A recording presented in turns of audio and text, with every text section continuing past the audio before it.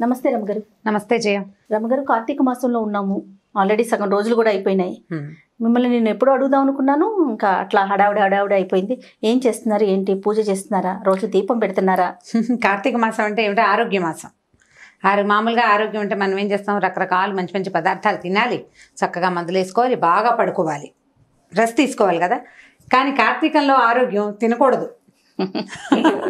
Rest తీసుకోకూడదు, టైంకి పడుకుని బాగా పెందరాళ్ళే లేచేయాలి.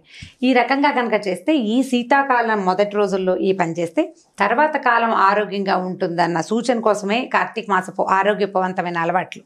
దీపం పెట్టుకుంటాం పొద్దున్నే, ఎర్లీ మార్నింగ్ లేవటం, స్నానం చేయటం. ఇదివరకు నది స్నానాలు చేసేవాళ్ళు. అవునండి. లేకపోతే నూతుల దగ్గర నూతుల నుంచి నీళ్ళు తోడుకుని అమాంతం బకెట్ ఎత్తి పోసుకోవటం.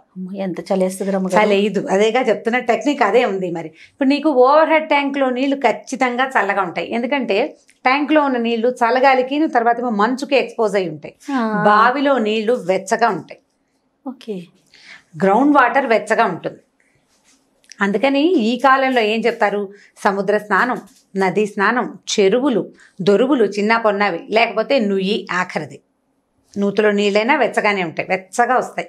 మా నూతికి పంపు ఉండేది, మా చిన్నప్పుడు నా నూతికి పంపులో కొడితే వెచ్చటి నీళ్ళు వస్తాయి. శీతాకాలం పొద్దున్నే స్నానం చేస్తే చుట్టూతో చలిగా ఉంటుంది, భూమిలోంచి వెచ్చటి నీళ్ళు వస్తాయి పైకి. ఆరోగ్యం. చల్లటి నీళ్ళు నువ్వు ట్యాంక్ వాటర్ పోసుకుంటే నిజంగానే చలేస్తుంది. మనం ట్యాంక్ వాటరే పోసుకుంటున్నాం అనుకోండి, ఆరోగ్య రీత్యా కొద్దిగా గోరువెచ్చటి నీళ్ళు, వేడి నీళ్ళు గీజర్ ఆన్ చేసుకుని పోసుకోకుండా కొంచెం మరీ చల్లగా ఐస్ కోల్డ్గా కాకుండా ఐస్ కోల్డ్ నీళ్ళు పోసుకుంటే జబ్బు చేస్తుంది. అవునండి. బయటికి వెళ్ళి స్నానాలు చేసే అవకాశం లేని వాళ్ళు తప్పకుండా ఇంట్లోనే ఏదో స్నానం చేస్తాము. ఒక మాట కార్తీక దామోదరుని తలుచుకుని, నాయన ఈ జన్మకి ఇదే, ఈ సంవత్సరానికి ఇది, వచ్చే సంవత్సరం కుదిరితే నది స్నానం, ప్రతి నెల ప్రతి సంవత్సరం నేను ఇదే అనుకుంటాను. వచ్చే సంవత్సరం ఏదైనా నది స్నానం ఒక్కసారైనా చేస్తాను అని. కుదిరితే కుదురుతుంది, లేకపోతే లేదు. ఏ కృష్ణకో గోదావరికో వెళ్ళగలిగే అవకాశం వచ్చిందనుకో చేసేస్తాం, రాలేదనుకో ఇక ఇదే కరిపే కైలాసం, ఇల్లే వైకుంఠం అని అలాగే చెప్పుకుంటాం అనమాట. ఈ పొద్దున్నే స్నానం, తర్వాత ఏమో సోమవారాలు ఉపవాసం ఉంటాం, పగలు ఉపవాసం చేసి రాత్రి భోజనం చేస్తాం. ఏకాదశిలో రోజంతా ఉపవాసం ఉంటాం, ద్వాదశి నాడు పారణ చేస్తాం. ద్వాదశి మధ్యాహ్నం నిద్రపోకూడదు, అదొక నియమం. ఈ కార్తీక మాసంలో కూడా పగళ్ళు పడుకోకూడదు, నక్తాలు చేస్తాం. కార్తీక నక్తాలు అంటే పగలల్లా ఉపవాసం ఉండి ప్రతిరోజు చుక్కలు చూసాక భోజనం చేస్తాం.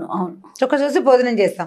ఈ చుక్క చూసి భోజనం చేసే వాళ్ళు మధ్యాహ్నం భోజనం చేయలేదు కదా అని రెస్ట్ తీసుకుని నిద్రపోకూడదు, నిద్రించకూడదు. రాత్రి భోజనం చేసి పడుకోవచ్చు, మళ్ళీ తెల్లవారుజామున లేచేసేయాలి దీపాలు పెట్టడానికి. ఈ నియమంతో పనిచేస్తే హెల్తీగా ఉంటాం అనేది నిర్వాదం. ఖచ్చితంగా హెల్తీగా ఉంటాం. ఇలా పని చేయాలి. ఒకటి, ఇప్పుడు పౌర్ణమి వస్తుంది కదా, ఇప్పుడు ద్వాదశి అవి ఏకాదశి అయిపోయినాయి, ఏకాదశి ద్వాదశిలు అయిపోయిన తర్వాత ఇక వచ్చేది పౌర్ణమి. పౌర్ణమికి రకరకాల పద్ధతులు ఉంటాయి. కొంతమంది పెద్దవారు చెప్పినవి ఫాలో అవుతారు, ప్రతి సంవత్సరం కొత్త, ఈ సంవత్సరం ఏం చేయాలి అని. కొంతమంది ఇళ్లల్లో ఉన్నవి ఫాలో అవుతారు. ఇళ్లల్లో ఉన్న పెద్దవాళ్ళ అమ్మమ్మలు, నాయనమ్మలు, అమ్మలు, అత్తగారులు చేస్తుంటే వాళ్ళ వెనకాలబడి చేయటం. పౌర్ణమికి నోములు ఉంటాయి, తోరణ నోములు అంటారు, అదొక రకం. దాని మీద బాగా వివరంగా నాకు తెలీదు. తోరాలు ఉంటాయి, ప్రతి సంవత్సరము ఆ తోరాలు తీసి దాచిపెట్టుకుంటారట, అదొకటి. కేదారేశ్వర వ్రతం చేసుకునే వాళ్ళు కొంతమంది, సత్యనారాయణ వ్రతం చేసుకుంటారు కొంతమంది. ఆ సత్యనారాయణ వ్రతం కూడా చేస్తారు ఈ పౌర్ణమి నాటికి. వ్రతం అని విన్నాను కానీ సత్యనారాయణ వ్రతం కూడా చేసుకుంటారు, ఇదొకటి. అక్కడి నుంచి లేకపోతే మనం ఏం చేస్తాము, 365 ఒత్తులు వెలిగించుకోవడం. సంవత్సరం అంతా వెలిగించకపోయినా, లేకపోతే ఇబ్బంది రోజుల్లో వెలిగించకపోయినా ఆ దోషం పోవటానికి భార్యకు ఒక 365, భర్తకు ఒక 365 వెలిగించాలని, ఇవి రెండు వెలిగించి పెట్టుకోవటం. ఈ దేవాలయానికి వెళ్ళే పద్ధతి ఒకటి. దేవాలయానికి అంటే మన ఇంట్లో సాగదు, నిలబెట్టలేము, లేకపోతే మనకే ఏమిటంటే యాంబియన్స్, వాతావరణం సరిగ్గా లేదనిపిస్తుంది. దేవాలయానికి వెళ్తే ఒక ఆధ్యాత్మిక వాతావరణం ఉంటుంది, కొంత స్థిమితం ఉంటుంది. గుళ్ళో చాలా మంది పెడుతుంటారు, వాళ్ళతో పాటు పెడితే మనకు కూడా కొంత ఆధ్యాత్మిక భావాలు ఇంకొంచెం పెంపొందుతాయి కదా. సరే, దేవాలయానికి వెళ్ళి పెట్టేటట్టయితే దేవాలయంలో పెట్టుకోవటం, లేకపోతే మన ఇంట్లోనే. నేనైతే ఈ దేవాలయాలకి వెళ్ళలేను, అంతమంది గుంపులుగా జనం ఉండి ఒకళ్ళ దీపాలు ఒకళ్ళు తోసేసుకుంటున్నారన్న భావన నాకు ఆసక్తికరంగా వదిలే ఈ పని అనిపిస్తుంది. నేను ఇంట్లో పెట్టుకుంటాను, తులసి దగ్గర పెట్టుకుంటాను. ముగ్గు వేస్తారు తులసి దగ్గర. తులసికి మామూలుగా మా తులసి కొంచెం ఎత్తు మీద ఉంటారు, పైన ఉంటుంది తులసమ్మ, కిందకి దింపుకుంటాను అనమాట. ఆ ఒక రోజుకి ముగ్గేసి ముగ్గులో తులసిని కూర్చోబెడతాం. ఈ తులసికి ముందుకి మళ్ళీ ముగ్గేసుకుంటాం, శంఖచక్రాలు, పద్మము ముగ్గేస్తాం. ఇప్పుడు ఈ పద్మంలో ఈ 2 ప్రమిదలు 365 365 ఒత్తులు వేసి వెలిగించుకోవటం. ఈ ఒత్తుల్ని మనకి ఇప్పుడు దొరికేస్తున్నాయి. ఇది వరకు చేత్తో చేసుకుని పెట్టుకునేవాళ్ళం, నెల మొదటి నుంచి చేసుకునేవాళ్ళము. ఇప్పుడు దొరికేస్తున్నాయి చక్కగా. ఇంతలా కట్ట కడతాడు, పైన చిన్న ఒత్తి పెడతారు. నా చిన్నప్పుడు ఇంట్లో అమ్మ వాళ్ళు పిన్ని వాళ్ళు వీళ్ళందరూ చేసుకునేవాళ్ళు. విభూతితో చేస్తారు కదా. అంటే విభూతి ఉంటే మనకి ఒత్తి తిరుగుతుంది అనమాట. పురి రావాలి కదా, మనకి మామూలు పత్తి మన చేతికి తిరగదు. విభూతి రాసుకునేసరికి బరగ్గా అవుతుంది. ఈ బరక మీద తిరిగి చక్కగా ఇలా తిరిగి మనకి బాగా వస్తుంది. అప్పుడు దారపు ఒత్తులతోటి చేసుకుంటాం. ఇది ఒక పద్ధతి. ఇప్పుడు దీన్ని ఏం చేస్తాము, ఈ 365 ఒత్తులు అంటే అప్పటికప్పుడు వెలిగిస్తే వెలగదు. దాన్ని ఏం చేస్తామంటే పొద్దున్నే మనం దేవతార్చన చేసుకునేటప్పుడు పొద్దున్న దీపం పెట్టుకునే అలవాటు ఉన్నవాళ్ళు లేదా దేవతార్చన పద్ధతులు ఉన్నవాళ్ళు అప్పుడే ఆవు నేతిలో కనుక తడిపి ఉంచితే సాయంకాలం దీపం నిలిచి కాలుతుంది. మార్నింగ్ పెట్టేస్తే పొద్దున్న నానబెట్టుకోవాలన్నమాట. నువ్వు సాధారణంగా ఆవు నూనెతోటే చేస్తాం. ఆవు నెత్తి దీపాలే కదా అసలు కార్తీకం అంతా ఆవు నెయ్యే వాడుకుంటాం కదా. నిలబడి కాలుతుంది అనమాట. అది మధ్య మధ్యలో కొండెక్కిపోకుండా విరిగిపోకుండా స్థిమితంగా కాలడం కోసం, అంటే దీపం నిలబడి వెలగాలి కదా, పూర్తిగా ఆహుతవ్వాలన్నది ఒక నియమం. దీపం ఇప్పుడు మనం మామూలు దీపారాధన దేవతార్చన దగ్గర రోజువారీ చేసుకునేటప్పుడు దీపం బాగా నూనె అయ్యే వరకు ఉండటం ఒకటి, దీపం నిలిచి వెలగటం. ఒక్కొక్కసారి ఒత్తులు కూడా ఆహుతైపోతాయి. ఒత్తులు ఆహుతైతే చాలా మంచిదని ఒక భావన. ఒక్కొక్కళ్ళు ఆటభేదాలు ఉంటాయి, ఒక్కొళ్ళు ఒక రకంగా చెప్తారు. ఒత్తి మొత్తం ఆహుతైపోతుంది, అది కూడా బాగానే ఉంటుంది. ఈ 365 ఒత్తులు ఆహుతైతే బాగుంటుందని 2-3 పెద్దవాళ్ళ దగ్గర విన్నాను నేను.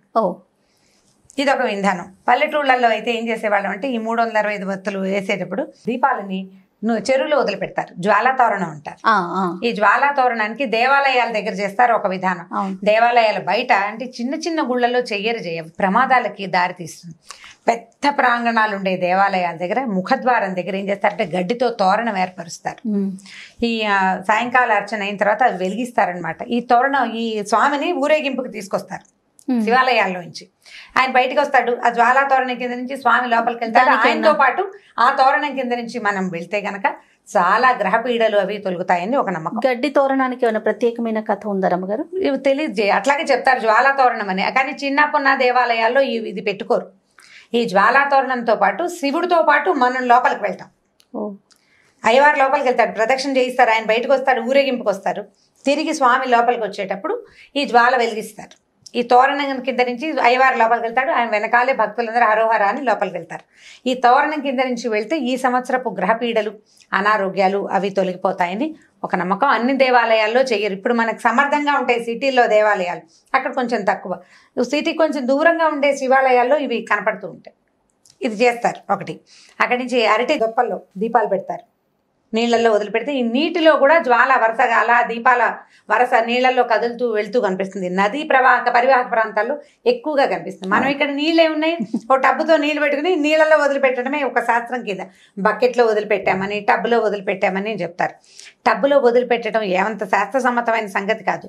మనకి వేరే ఆప్షన్ లేదు కాబట్టి బాత్రూంలో స్నానం చేసినట్టుగా టబ్బులో వదిలిపెట్టడం.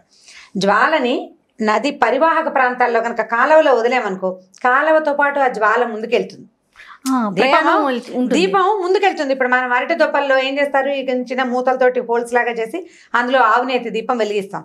అది నీళ్ళలో వదిలిపెడితే ప్రవాహ వేగానికి ఆ జ్వాల ముందుకెళ్ళిపోతుంది, దీపం ముందుకెళ్తుంది కదా. అలా వెళ్తున్న వరుస ఆ దారిలో ఉన్నటువంటి చాలా రకాల సూక్ష్మక్రిములని నాశనం చేస్తుంది. పరివాహక ప్రాంతాలను శుభ్రం చేసే విధానాల్లో ఇదొక విధానంగా భావిస్తారు. పసుపు కుంకుమ పువ్వులు వేసి దీపానికి అర్చన చేస్తారు, ఆ దీపాన్ని వదిలిపెడతారు. అట్లా జాల దీపాలు ముందుకు వెళ్తుంటే ఆధ్యాత్మిక ధోరణి పెంపొందుతుంది, చుట్టుపక్కల వాతావరణం పవిత్రీకరింపబడుతుంది. ఈ పరివాహక ప్రాంతాల్లో ఉన్న చాలా రకాల అనారోగ్యాలు అవి దూరం అవుతాయని నమ్మకం. పాతకాల పద్ధతులు కదా ఇవన్నీ. అప్పుడు ఇలా అపార్ట్మెంట్లు ఇల్లు ఈ గోళాలు లేవు కదా. అక్కడి నుంచి ఆకాశ దీపాలు పెడతారు, దేవాలయంలో ఆకాశ దీపం పెడతారు. రోజు సాయంకాలం వేసరికి పైకి పెట్టుకుంటారు దీపం. ఇళ్లలో పెట్టలేకపోతాం ఆకాశ దీపం చూడడం. వీటిలలో ఏది కుదిరితే ఇప్పుడు ఇవన్నీ చేయాల్సిందేనంటే అన్నీ ఎక్కడ చేస్తాం, ఏది కుదిరితే అది చేస్తాం. అయితే కార్తీక మాసానికి రకరకాల కథలు చెప్తాం. పురాణం వినొచ్చు, రోజు వారడి పురాణం వింటాం. కార్తీకపు ప్రత్యేకత, ప్రతి రోజుకు ఒక కథ ఉంటుంది. 30 రోజులు 30 కథలు వినగలిగితే మంచిది. ఓకే.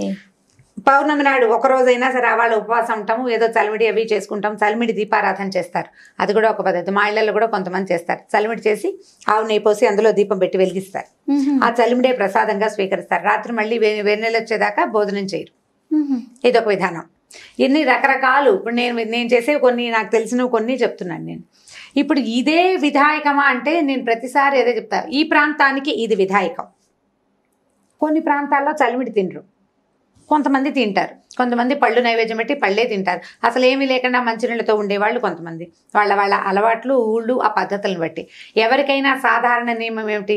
పగలు ఉపవాసం, రాత్రి భోజనం, దీపం ఖచ్చితమైన నియమం. నువ్వు పొద్దున్న తెల్లవారుజామున లేచి పెడతాను, సాయంకాలం పెట్టలేను, ఆఫీస్కి వెళ్తాను, మరి పొద్దునైనా పెట్టు, నీ కుదిరితే చెయ్యి, ఆ పనైనా చేయాలి నువ్వు. ఇది రెండు రకాలు. పొద్దున సాయంత్రం 2 దీపాలు పెట్టగలిగి ఇళ్లలో ఉండి అవకాశం ఉన్నవాళ్ళు చక్కగా సాయంకాలం కూడా సంధ్య దీపం పెట్టుకుంటే అవన్నీ ఆరోగ్యానికి మంచివి. మనకి ఏంటంటే భగవంతుని చేరడానికి మనం ఎన్నుకున్న రకరకాల మార్గాల్లో ఇది ఒక మార్గం. కార్తీకం చాలా ప్రత్యేకమైన మాసంగా చెప్తాం కదా. పౌర్ణమి నాడు ఇన్ని రకాలు చేస్తాం. 365 ఒత్తులు వెలిగించుకోవటం. నాకు ఇంకొక విధానం ఉంది. ఒక పెద్ద ఆవిడ ఒకసారి చెప్పారు, మామూలుగా ఈ పౌర్ణమి రోజుల్లో పూర్ణచంద్రుడు కనపడతాడు మనకి కదా. ప్రతి చోట, ప్రతి ప్రాంతాల్లోనూ చంద్రుడు కనిపిస్తాడు. ఈ చంద్రుడిలో లలితాదేవిని భావన చేసి శ్రీ లలిత చదువుకుని లలితా సహస్రనామం చదువుకుని వెండి పళ్ళెంలో కానీ వెండి గిన్నెలో కానీ పాలతోటి పాయసం చేసి పాయసాన్ని నివేదన చేసి స్వీకరించమంటారు. ఓహో. పౌర్ణమి నాడు గనక ఇట్లా లలిత పారాయణ చేస్తే అది కామ్యమని, కోరిన కోరికలు సిద్ధిస్తాయని, మనశ్శాంతి దొరుకుతుందని చెప్తారు. చంద్రుడు మనఃకారకుడు. మనం మామూలుగా పౌర్ణమి రోజుల్లో సముద్రానికి ఆటుపోట్లు ఎక్కువ అవుతాయి కదా. అవునండి. అందుకని చీకటి పడ్డాక వెళ్ళకూడదంటారు. కొన్ని రకాల కరెంట్స్ ఉత్పన్నమై అవుతాయి, అందుకని పౌర్ణమికి చెప్తారు కదా, పెరుగుతాయి, ఆటుపోట్లు ఎక్కువ అవుతాయి. కానీ కార్తీక పౌర్ణమికి ప్రత్యేకంగా ఖచ్చితంగా సముద్ర స్నానం చెప్తారు. కార్తీక పౌర్ణమి స్నానాలు చాలా విశేషం. కార్తీక స్నానాలే విశేషమైన స్నాన విధులు అవి. పౌర్ణమి నాడు ఈ సముద్ర స్నానం చేయడం ఇంకా విశేషమైంది. పున్నమి చంద్రుడి వీపు కనుక పడితే ఆ సూర్యుడు చంద్రుడు ఈ నెలల్లో ఈ మధ్యలో పౌర్ణమికి వాటికి దగ్గరలో సూర్యచంద్రులు ఇద్దరు ఒక్కసారే ఆకాశంలోకి వస్తారని, ఆ వెలుగులు ఈ నదుల మీద పడడం వల్లే వాటిలలో కరెంట్స్ అంటే అందులో ఉండే శక్తి పెరుగుతుందని చెప్తారు. అందుకు ఈ నదీ స్నానాలు అవి నియమబద్ధంగా చేయాలంటారనమాట. కుదిరితే చేస్తాం, కుదరకపోతే ఇప్పుడు నేను చెప్పాను కదా వచ్చే సంవత్సరం చేస్తానని ఒక దండం పెట్టుకుంటాం. కుదిరిన ప్రకారంగా చేసుకుంటూ వెళ్తాం. పౌర్ణమి నాడు నియమంగా పగలు ఉపవాసం, సాయంకాలం భోజనం, సాయంత్రం దీపం పెట్టుకోవటం. ఈ 365 ఒత్తులు వెలిగించగలిగితే వెల్ అండ్ గుడ్. నీ వల్ల కాలేదు, సూక్ష్మంలో మోక్షం ఒక దీపమైన ఒక్క జోడు దీపాలు వెలిగించి చంద్రుణ్ణి చూశాక భోజనం చేయటం. మనం ఏదైనా నివేదన చేసుకుని కుదిరితే మేడ మీదే భోజనం చేయగలిగితే ఆ చంద్రకిరణాల వల్ల మనకి ఆహారం అమృతతుల్యం అవుతుందని చెప్తారు. చీకటి పడ్డాక చేస్తాం, ఎలాగైనా 6ంటికి తినేయం కదా, 7 గంటలు అయిపోతుంది. పాయసం పప్పు ఏదో చేసుకుంటాం, మనకి 5 నుంచి చీకటి అనిపించేస్తుంది. చలికాలం కదా. ఈ చంద్రుడు సోకిన చంద్రకిరణాలు సోకిన ఆహారాన్ని తీసుకుంటే ఆరోగ్య వృద్ధి, మనసు చాలా ప్రశాంతంగా అవుతుందట. మైండ్ కూల్గా ఉండటానికి చంద్రుడు బాగా ఉపకరిస్తాడు. అందుకని వెన్నెట్లో తిరగండి. బాగా డిప్రెస్డ్గా ఉన్న వాళ్ళకి కాస్త బాధగా ఉంది, వెన్నెల్లో తిరగండి అని చెప్తారు. మనశ్శాంతిగా ఉంటుంది. చల్లదనం వల్ల ఒక రకమైన ఆహ్లాదకరమైన వాతావరణం వస్తుంది. ఈ ప్రసాదాన్ని మనం చంద్రుడికి చూపించుకోవచ్చు. అందుకని ఏం చేస్తాం, తులసిని ఆరు బయట పెట్టుకుంటాం కదా. అవును, ఇళ్లలో ఉండదు కదా మనకు తులసి చెట్లు, కొంచెం ఆరు బయట ఉంటాయి. ఇంకా కొంచెం వెన్నెల సోకే చోటు ఉంటే మరీ అదృష్టం. అక్కడే ఏదో చేసిన పదార్థాలు, పాయసం అవి తీసుకెళ్ళి నైవేద్యం చేయటం, మనం తులసికి నివేదన చేయటం ఒకటి, చంద్రుడికి నివేదన పెట్టడం రెండో విధానం. ఈ 2 విధానాల ప్రకారం కార్తీక పౌర్ణమిని ఈజీగా, సింపుల్గా, చక్కగా చేసేసుకోవచ్చు. నేనైతే వీటిలలో దాదాపుగా అన్ని నేను చెప్పిన విషయాలన్నీ నా సొంతవే. ఓకే. 1, 2 మరి ఈ చెరువుల్లో వేటాలు అవి ఈ ఊళ్ళల్లో చేయలేం, మనం చేయలేకపోతాం కదా. ఈ చేయగలిగేవన్నీ చేసుకుందాం. ఎలాగో ఇదంతా హెల్దీ థింగే. ఆవు నెయ్యి తాలూకు కాలిన పొగ ఆరోగ్యదాయకమైంది. అవును, నువ్వుల నూనె పొగ కూడా అలాంటిదే. నువ్వుల నూనె పొగతోటి క్రిములు, సూక్ష్మ క్రిములు నశిస్తాయి. నెయ్యి ఆయుర్వృద్ధి అని చెప్తారు. ఘృతం ఏంటంటే ఆయుష్ను పెంచుదని వేదంలోనే చెప్పబడింది. ఆహారంగా తీసుకుంటే ఎంత వృద్ధో దాని నుంచి వచ్చే పొగని పీల్చినా కూడా అంత వృద్ధి జరుగుతుంది. ఆయుర్వృద్ధి అనే ఖచ్చితంగా ఈ నెలలో ఇది వాడండి అని చెప్తారు. అన్ని నెలల్లోనూ ఆవు నెయ్యి వాడేయాలి అంటే మనకు కుదరదు. సంవత్సరంలో ఒక్క నెలైనా మీరు ఈ పని చేయండి అంటే చేస్తామని మన పెద్దలు ఈ విధిని మనకు ఏర్పరిచారు. ఆవు నీటి దీపాలు పెట్టండి. వీలయ్యి మీకు బాగా కుదిరి ఇంటి నిండా వాకిలి నిండా దీపాలు పెట్టుకోగలిగితే మహత్తరంగా ఉంటుంది. అవన్నీ చేయలేకపోయినా 2 దీపాలైనా పెట్టుకుని చక్కగా ఆరోగ్యవంతమైన కార్తీక మాసాన్ని మీ సొంతం చేసుకోండి. ఓకే రమ్మ గారు. ఓకే, నమస్తే. ఈ వీడియో కనుక మీకు నచ్చినట్లయితే లైక్ చేయండి, షేర్ చేయండి. మరిన్ని వీడియోస్ కోసం మా ఛానల్ని సబ్స్క్రైబ్ చేసుకోండి. రోజుకి 1 కోటి మందికి పైగా వ్యూవర్షిప్ని సంపాదించుకున్న సుమన్ టీవీ నెట్వర్క్ ఇప్పుడు సరికొత్త పంతాలో అడుగు వేయబోతోంది. సుమన్ టీవీ నెట్వర్క్ని జిల్లాల వారీగా ప్రారంభించబోతోంది. ఫ్రాంచైజీస్ కోసం ఆసక్తి కలిగిన వారు క్రింది నెంబర్ని సంప్రదించగలరు.